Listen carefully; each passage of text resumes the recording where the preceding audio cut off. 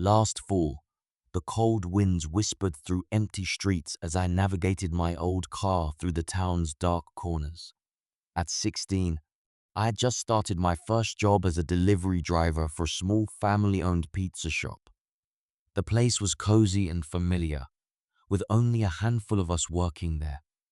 My best friend was on the staff too, which made the late shifts feel less lonely. The nights were quiet, almost too quiet. The chill in the air kept most people indoors, and orders were few and far between.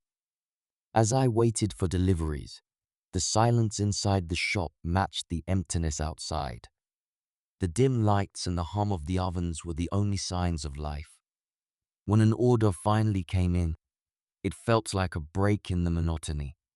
Grabbing the pizza and slipping into the driver's seat, I couldn't shake the feeling that the town was holding its breath.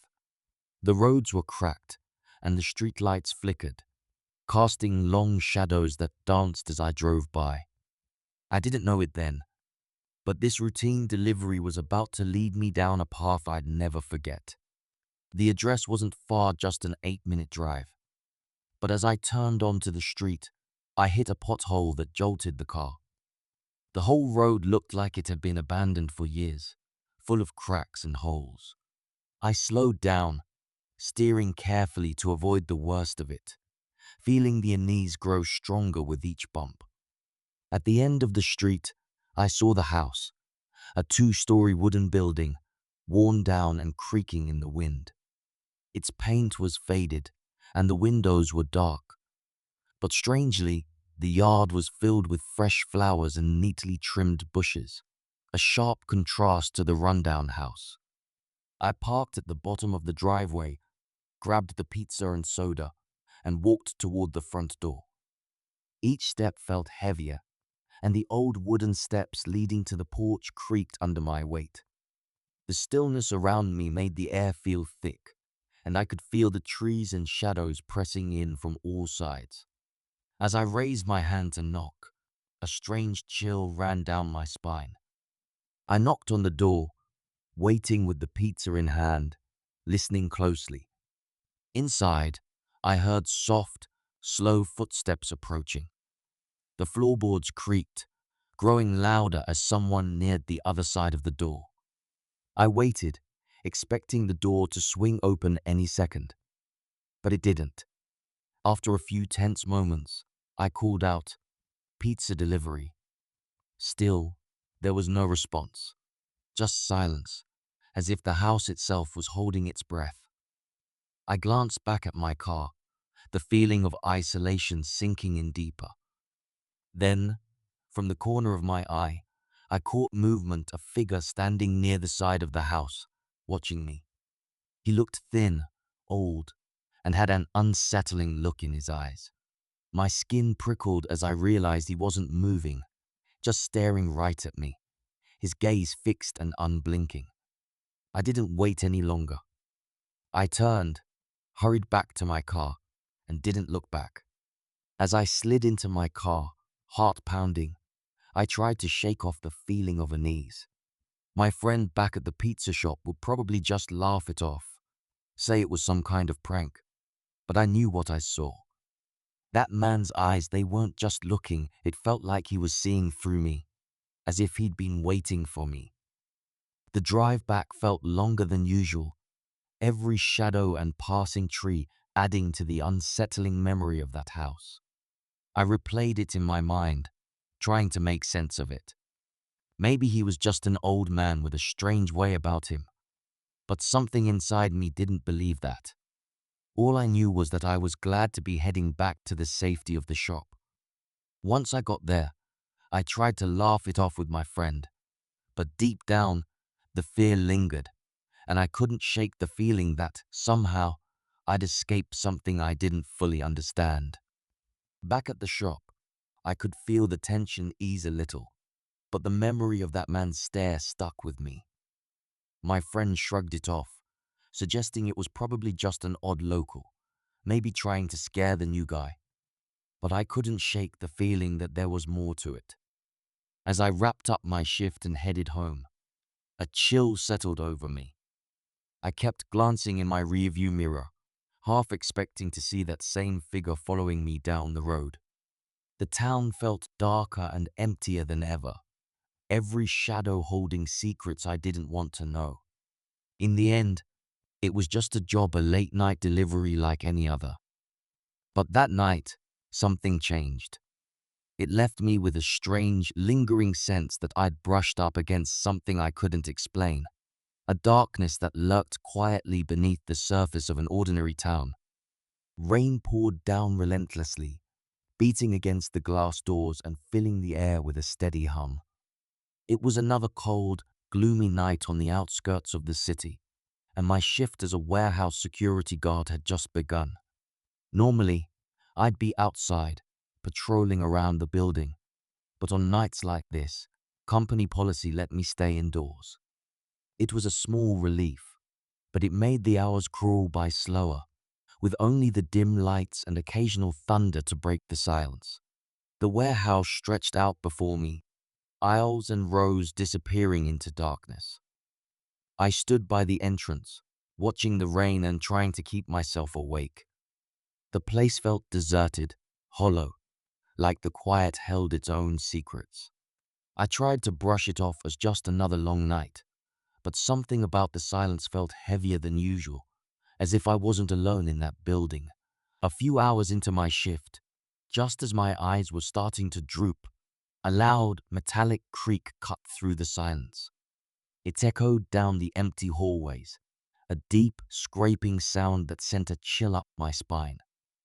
It was the kind of noise that didn't belong, like heavy metal dragging against concrete, unnatural and wrong. I stood there, listening, hoping it was just the old building settling in the storm. But the sound lingered, and my gut told me something was off. My job was to check on anything unusual, even if it was the last thing I wanted to do.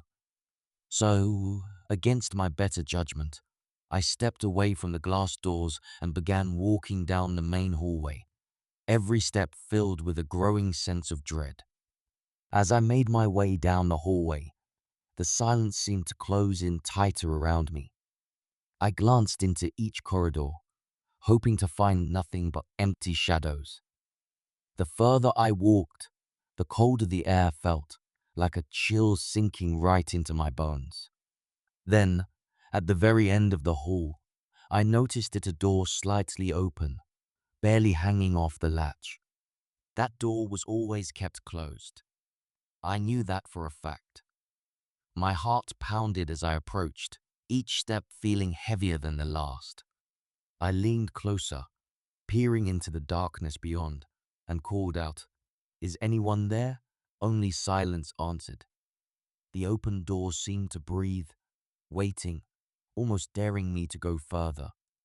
Just as I started to turn away, I heard a faint voice drifting out from the darkness. It was low, almost like a whisper or soft laughter, sending an icy shiver through me. I couldn't make out the words, but then I heard it again, clearer this time. "Come here." My instinct screamed to leave, to close the door and get as far from that voice as possible. My heart raced, but I forced myself to stay calm. I wasn't about to step into the shadows to find out who or what was hiding there. Slowly, I backed away, letting the door swing shut. With a shaking hand, I reached for my radio and called for the police, deciding I'd rather not know what lay beyond that darkness. The police arrived not long after, and together, we reviewed the security footage. As the tape played, my stomach dropped. The cameras caught everything: a figure, a man, slipping through a gap in one of the back garage doors. He moved quietly, lurking in the shadows, and I could see a glint of something in his hand. It was a knife. The footage showed him making his way through the warehouse, stopping just outside the very room where I'd heard the voice. He was there, standing close by, hidden just out of sight while I stood on the other side of that door. The officers left after searching the building, but nothing else turned up. That was all I needed to make my decision. I quit the job the next day, feeling lucky to walk away with just a memory and the knowledge of how close I'd come to danger that night. Snow covered the ground, and a chill had settled into the air as I made my way back to my small, one-bedroom apartment. It was just me and my dog, Milo, a quiet life, but I liked it that way. I got off work late that evening, ready to unwind. After a quick dinner, I settled in to play some games, my mind slowly drifting away from the day's stress. Hours passed, and by midnight, the apartment was dark except for the soft glow from my computer screen. I felt the weight of the quiet around me, a peaceful silence that usually helped me relax. Milo lay by my side, his familiar presence making the place feel safe and steady. Little did I know, that comfort was about to shatter in a way I could never forget. Snow covered the ground, and a chill had settled into the air as I made my way back to my small, one-bedroom apartment. It was just me and my dog, Milo, a quiet life, but I liked it that way. I got off work late that evening, ready to unwind. After a quick dinner, I settled in to play some games, my mind slowly drifting away from the day's stress. Hours passed, and by midnight, the apartment was dark except for the soft glow from my computer screen. I felt the weight of the quiet around me, a peaceful silence that usually helped me relax. Milo lay by my side, his familiar presence making the place feel safe and steady. Little did I know, that comfort was about to shatter in a way I could never forget. Around midnight, I decided it was time to take Milo out one last time before bed. The night was cold, and everything was still. As Milo sniffed around in the snow-covered courtyard, I glanced up at my apartment window. My computer screen's light was shining through the blinds, but something felt off. Just then, I saw a slight movement behind the blinds, as if someone was inside, shifting around. I froze, trying to convince myself I was imagining things. But deep down, a chill crept in, stronger than the cold outside. I pulled Milo's leash, hurrying us back to the apartment, every nerve on edge, my mind racing with questions I didn't want answered. Stepping back inside, I glanced around, half expecting to see something out of place. But everything looked just as I had left it. I locked the door behind me, feeling a little silly for being so jumpy. Milo, however, didn't settle down. He stayed by the door, his gaze fixed down the dark hallway, a low, unfamiliar growl rumbling in his throat. I followed his stare, my eyes adjusting to the dim light. At the end of the hallway, just barely visible, I could make out a figure standing still. My heart stopped. I could see nothing but their outline and, in the darkness, a pair of eyes staring straight back at me. The moment our eyes met, panic took over. I grabbed Milo and backed toward the door, my heart pounding so hard I could barely think. Without a second glance, I pulled the door open and stumbled into the hallway, slamming it shut behind us.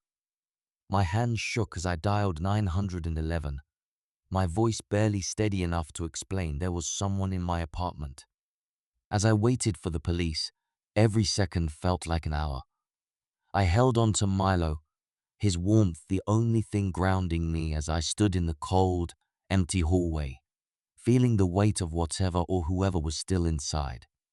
The police arrived quickly, and I watched as they entered my apartment, their flashlights cutting through the darkness. After a tense few minutes, they came out, leading a man in handcuffs. He looked sickly and thin, his eyes blank and distant, offering no explanation for why he was there. One of the officers told me they found him hiding in my bedroom, crouched in a corner. My stomach twisted as I realized he'd likely been there for hours, maybe even watching me while I was completely unaware. As they led him away, I felt a wave of relief mixed with dread, knowing how close I'd come to a danger lurking just beyond my sight. The forest was quiet, wrapped in a blanket of cool autumn air as Chase and I set up our tents deep in rural Washington. We were far from anyone, exactly as we'd planned. The isolation felt refreshing, a break from the noise of everyday life. Trees stretched high above us, and the silence of the woods was calming, with only the sound of leaves rustling softly in the breeze. That first night, we sat around the fire, talking, the flickering flames casting shadows that danced among the trees. The air grew colder as the hours passed, but the crackling fire kept us warm. When we finally crawled into our tents, sleep came easily. Out here, away from everything, it felt safe, like nothing could reach us in this hidden corner of the world. But we didn't know that peace was about to unravel. The next morning, we decided to hike up a nearby trail with a great overlook, spending hours winding through the trees and taking in the quiet beauty around us.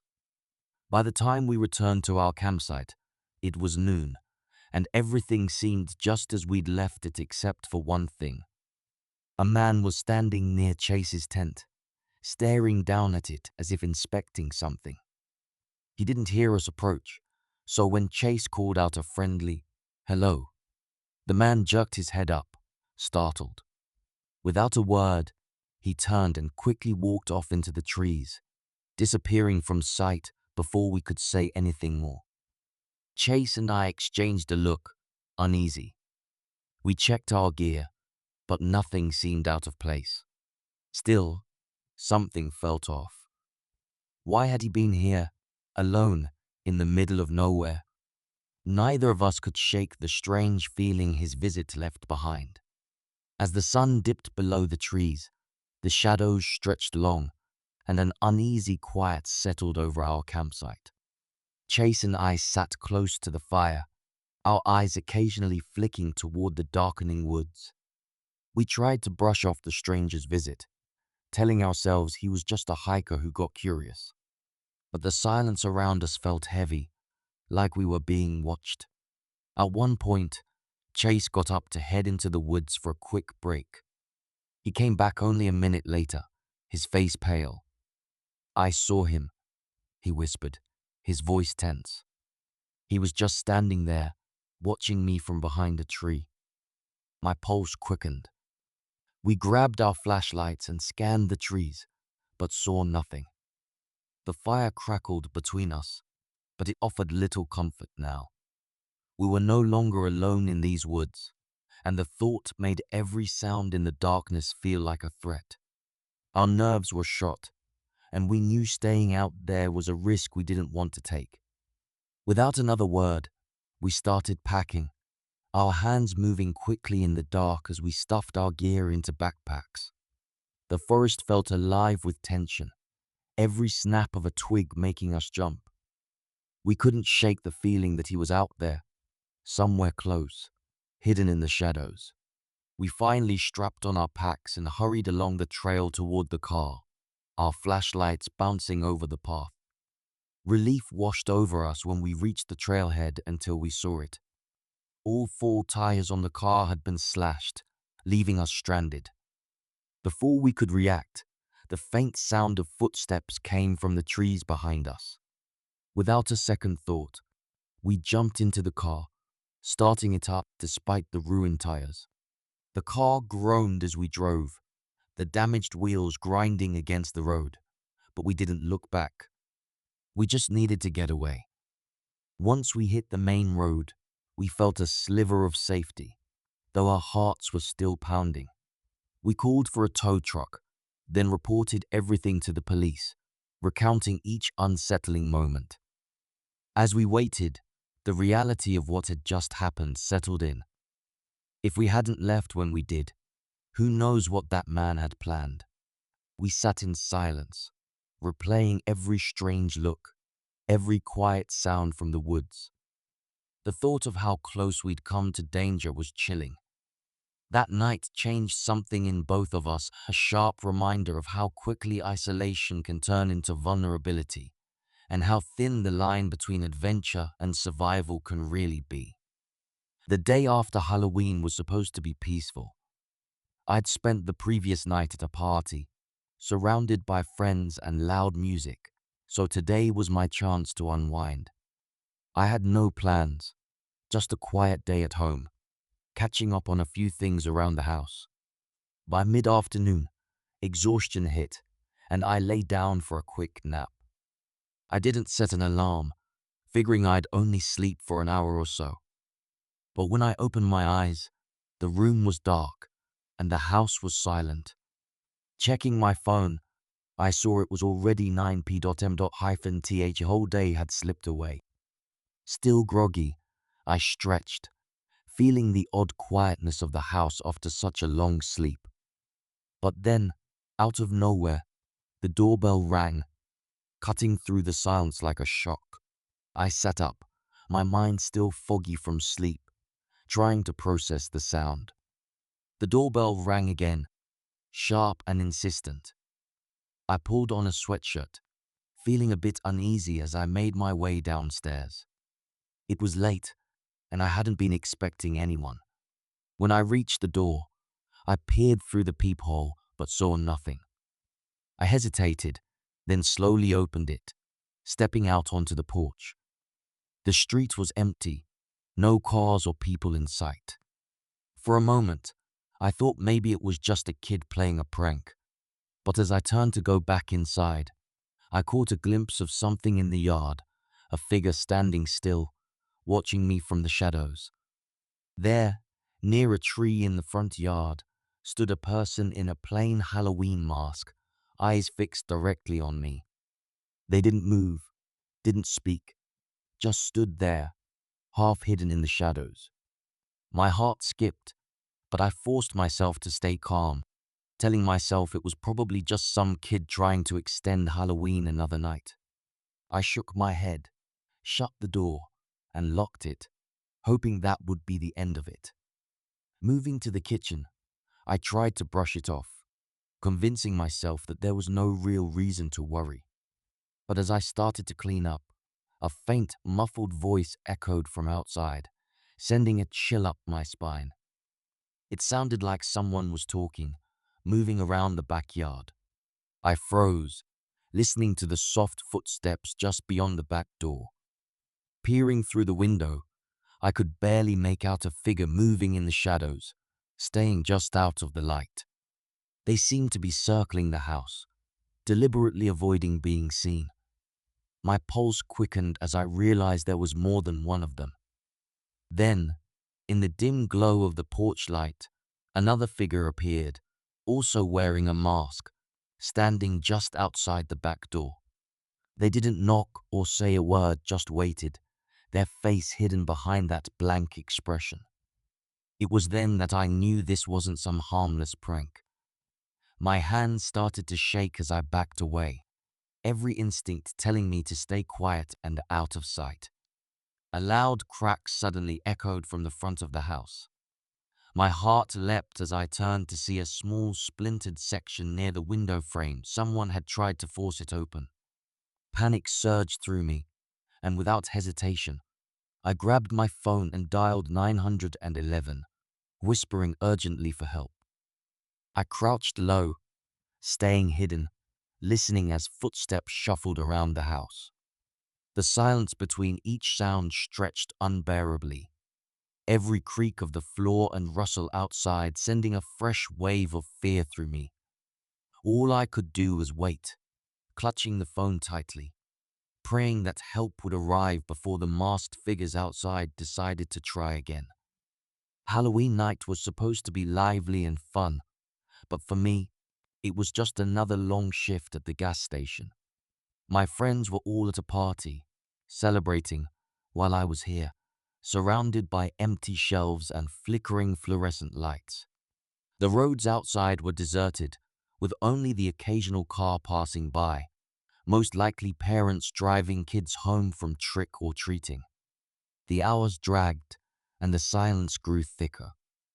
To keep myself awake, I busied myself by refilling candy and stacking shelves, glancing at my phone now and then to distract from the eerie quiet.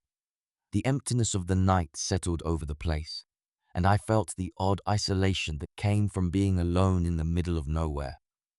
But as the clock crept closer to 10 p.m., that isolation was about to be broken in a way I never expected. Just after 10 p.m., the quiet was shattered by the sound of the doorbell chiming as three men walked in.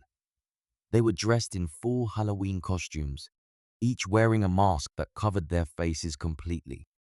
I offered a quick, "Good evening," but they didn't respond.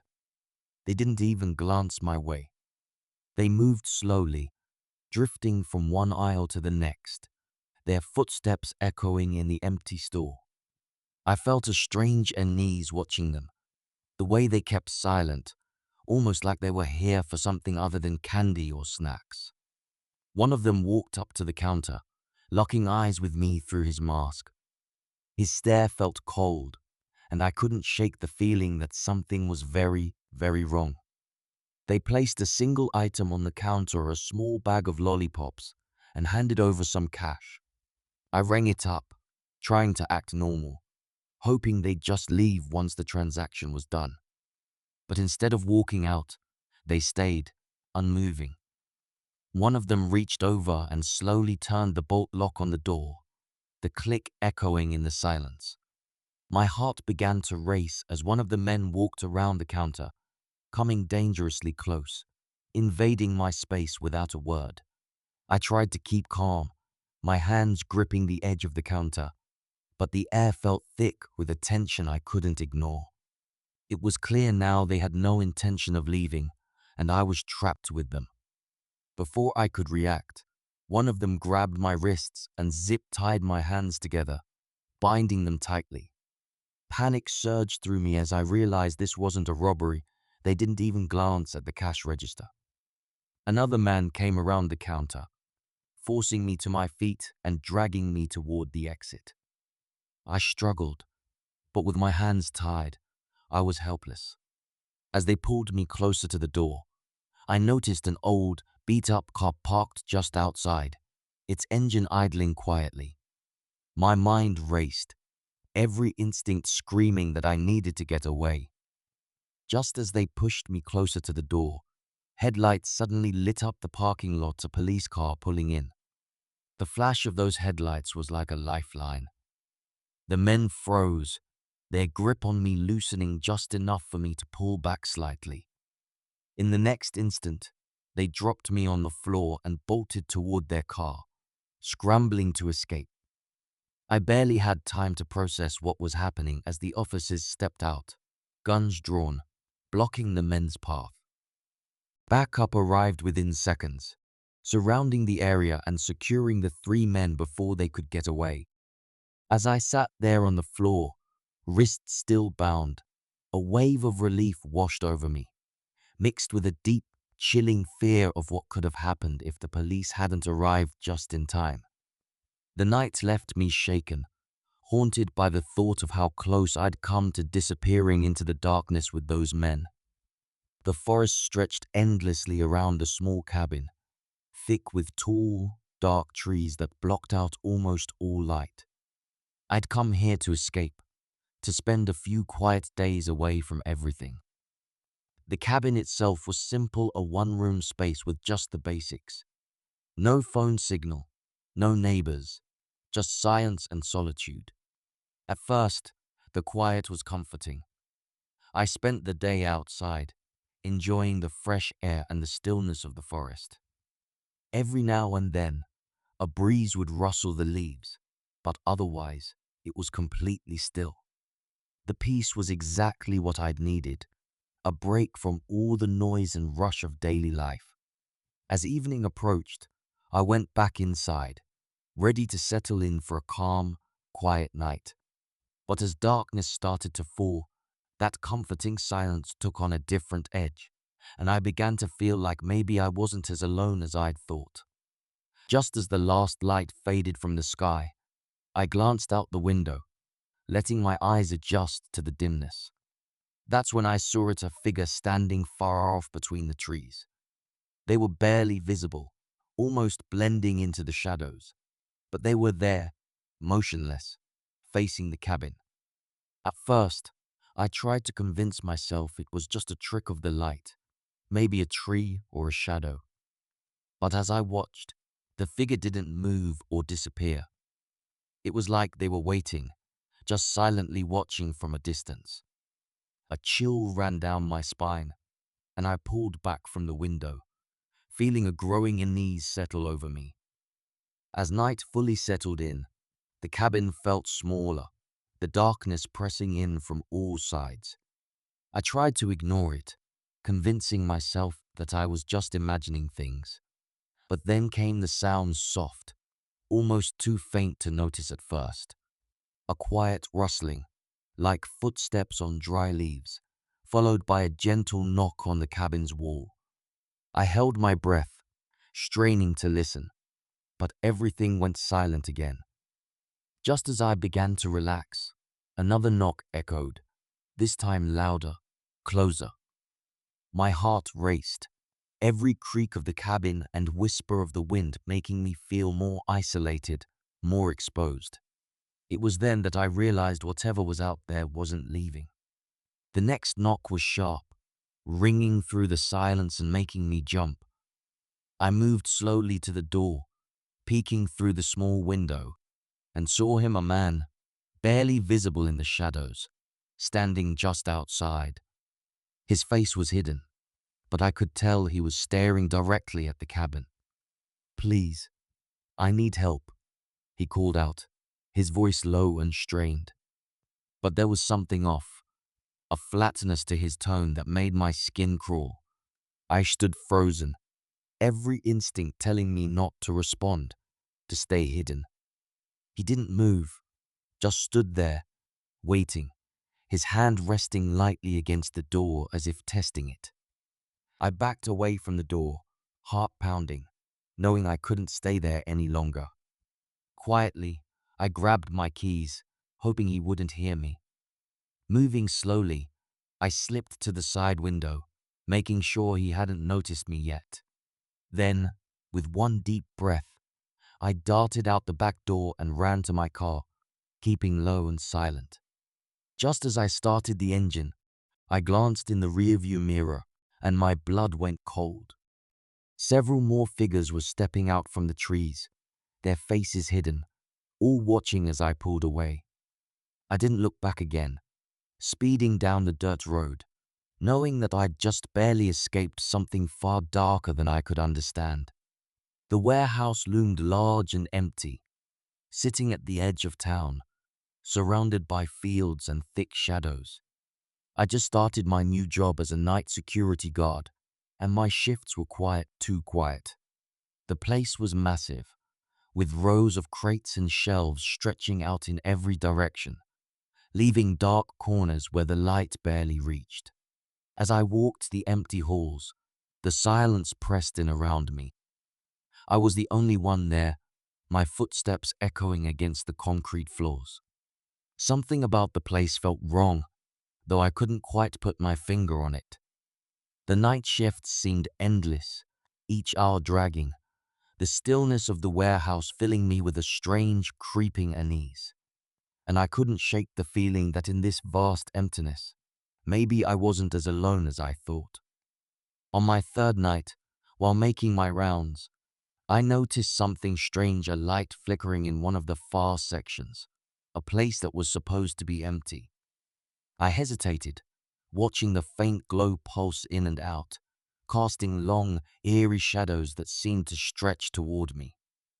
As I moved closer, the hairs on my neck stood up. The door to that section was ajar, even though it was always locked. I stepped inside, my flashlight barely piercing the darkness. That's when I heard it, a faint sound, almost like whispers, echoing from deeper within.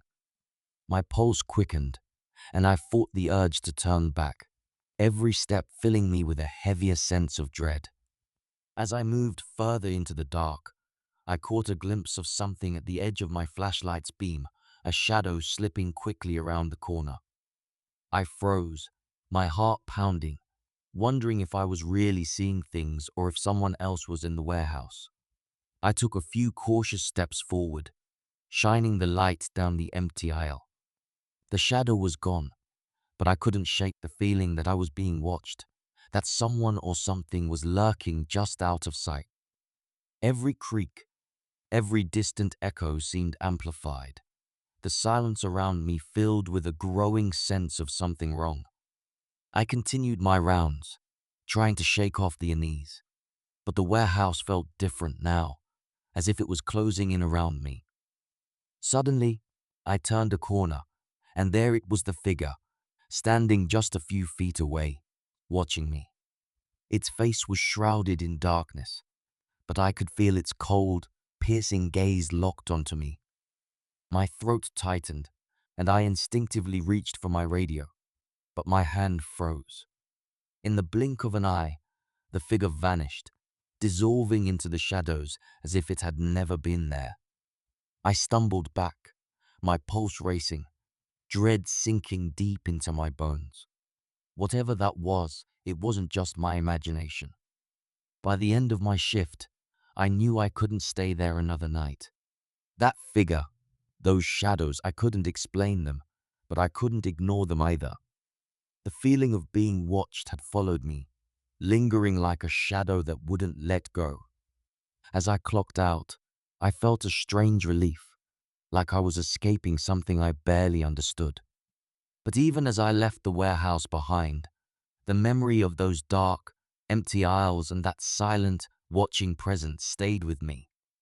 The thought that it could be waiting for someone else, or maybe even following me, left a chill that I couldn't shake. Just after midnight, the bell over the door chimed, breaking the silence. I looked up to see a man stepping inside, his movements slow and deliberate. He was dressed in an old-fashioned suit, the kind you'd see in photos from decades ago, faded and worn at the edges. His face was pale, his expression blank, and his eyes seemed unfocused, as if he was looking through me rather than at me. I gave him a nod and a polite good evening, but he didn't respond. Instead, he wandered down the aisles, his gaze drifting over the shelves, barely acknowledging anything around him. Something about him made the hairs on my neck stand up, a stillness, a sense of something unnatural. He slowly placed a few random items on the counter, things that didn't seem to go together, like a candy bar, a roll of duct tape, and a small bottle of oil.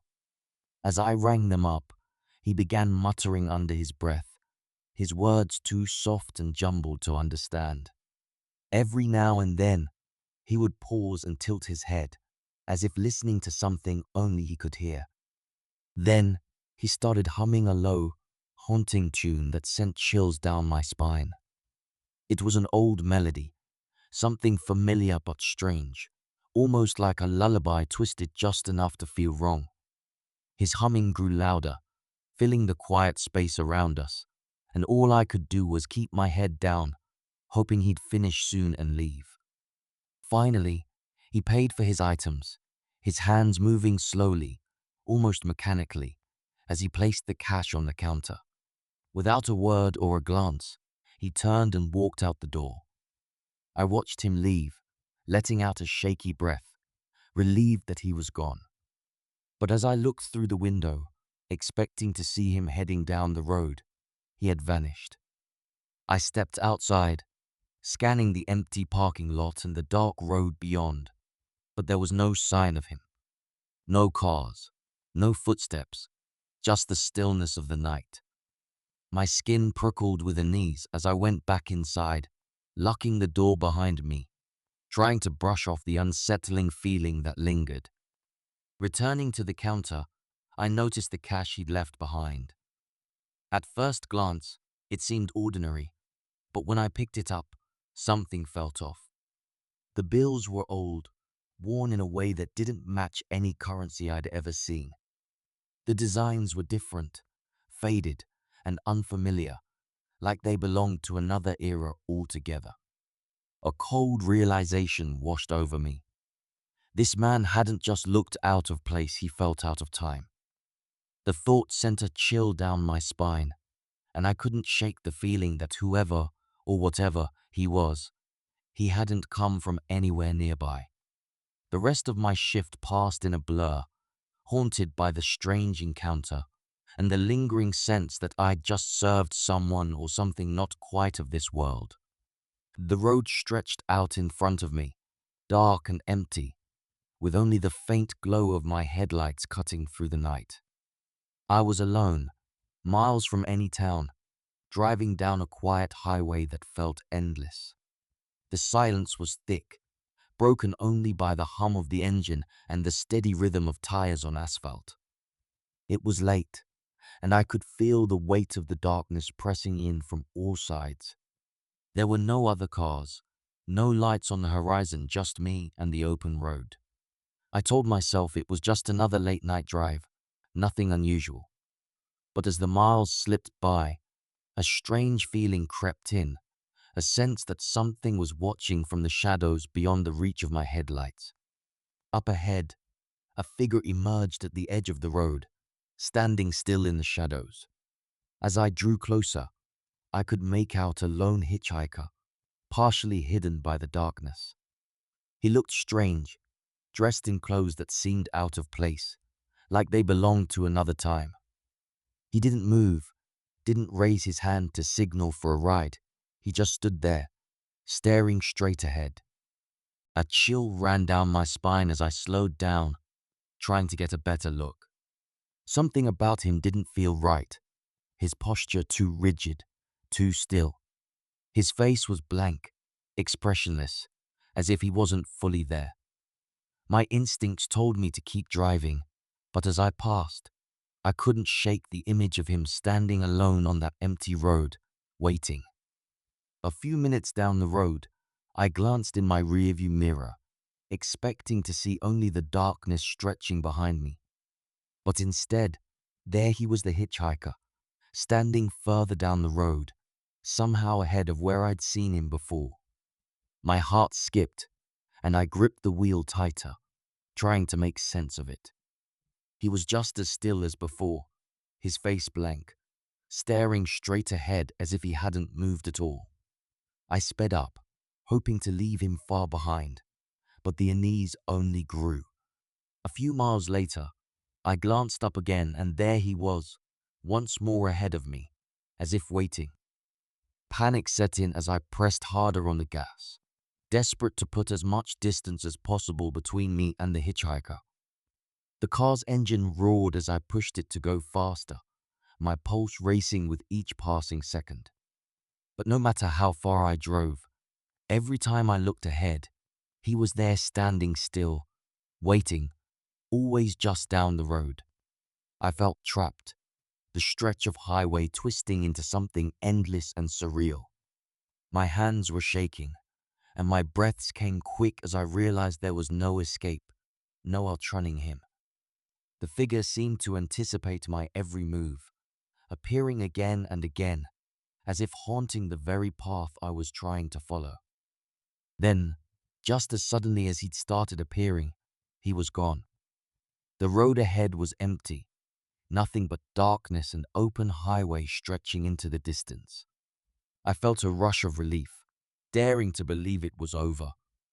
I eased up on the gas, trying to calm my racing heart, convincing myself it had been some strange trick of the night. But as I glanced into the rearview mirror one last time, I froze. In the back seat, just behind me, I caught a glimpse of him, the hitchhiker, sitting silently, his blank eyes fixed on me through the reflection. I couldn't breathe, my hands gripping the wheel as a cold terror washed over me, realizing he had found his way into the car after all. The hotel loomed before me, tall and worn, its walls bearing the weight of countless years. I was only staying one night, a quick stop on a business trip, but the place gave me an uneasy feeling from the moment I stepped inside. The lobby was dimly lit, filled with old, heavy furniture, and decorated in a style that looked like it hadn't changed in decades. As I made my way to the front desk, the silence in the building felt strange, almost too complete, as if the walls were holding their breath. A faint creak sounded from somewhere above, echoing down the empty halls, and I could feel the weight of the quiet pressing in.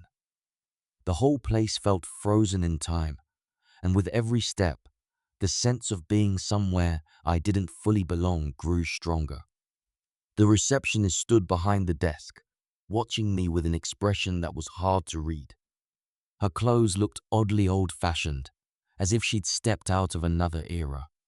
She spoke in a slow, formal tone, her words measured, each syllable deliberate, giving me my room key without a smile. As I headed to the elevator, a bellhop appeared beside me, his face pale and his eyes downcast. He moved stiffly, avoiding eye contact, and there was something about him that felt off. I tried to make small talk, but he only nodded, his face blank.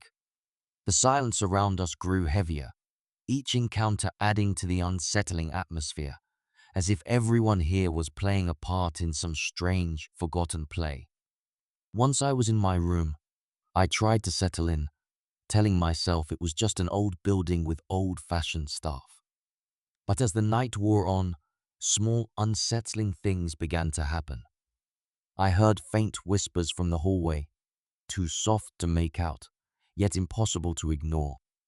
The door creaked every so often, as if someone was just outside, moving back and forth.